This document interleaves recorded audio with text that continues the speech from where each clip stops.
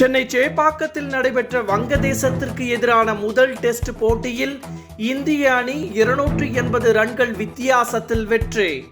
515 ரன்கள் இலக்காக நிர்ணயித்த நிலையில் 234 ரன்களில் அனைத்து விக்கெட்டுகளையும் இழந்த வங்கதேசம் தோல்வி.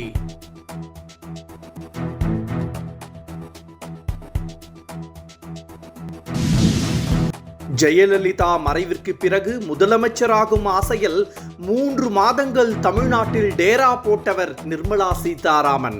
திமுக நாடாளுமன்ற உறுப்பினர் தயாநிதி மாறன் கோவையில் பேட்டி.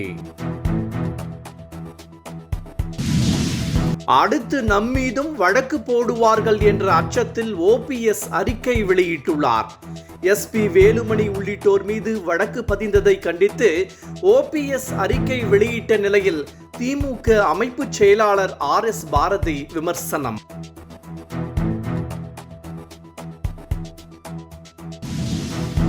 உலகே உற்று நோக்கும் இலங்கை அதிபர் தேர்தலில் அனுரகுமாரே சஜித் இடையே கடும் போட்டி. காலை முதலே முன்னிலையில் இருந்த அனுரகுமாரே வாக்கு சதவிகிதம் கீடுகீடுவென சரிந்ததால் நீடிக்கும் போட்டி. இலங்கை அதிபர் தேர்தலில் தமிழர் பொது வேட்பாளராக களம் கண்ட அரியநேத்திரன் 4ஆம் இடம் பிடித்துள்ளார்.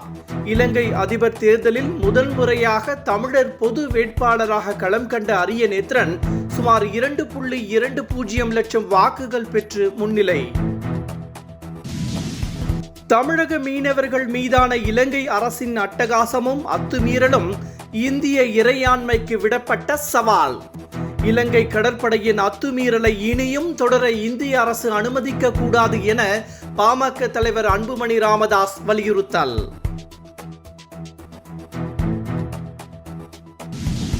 நெல்லை, தென்காசி மாவட்டங்களின் பல பகுதிகளில் திடீரென நில அதிர்வு ஏற்பட்டதால் மக்கள் அச்சம். திடீரென நில அதிர்வு ஏற்பட்டதால் வீடுகளை விட்டு அச்சத்துடன் வெளியேறிய மக்கள்.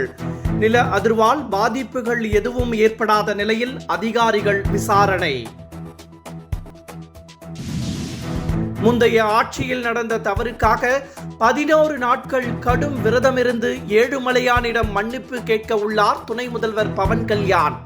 திருப்பதி லட்டில் மாட்டு கொழுப்பு கலக்கப்பட்ட விவகாரம் தொடர்பாக ஏழுமலையானிடம் மன்னிப்பு கேட்க துணை முதல்வரும் நடிகருமான பவன் கல்யாண் முடிவு. என்றும் உங்களுடன் மை இந்தியா. முக்கிய செய்திகளை உடனுக்குடன் தெரிந்து கொள்ள சப்ஸ்கிரைப் பண்ணுங்க, பெல் பட்டனை பிரஸ் பண்ணுங்க. என்றும் உங்களுடன் மை இந்தியா.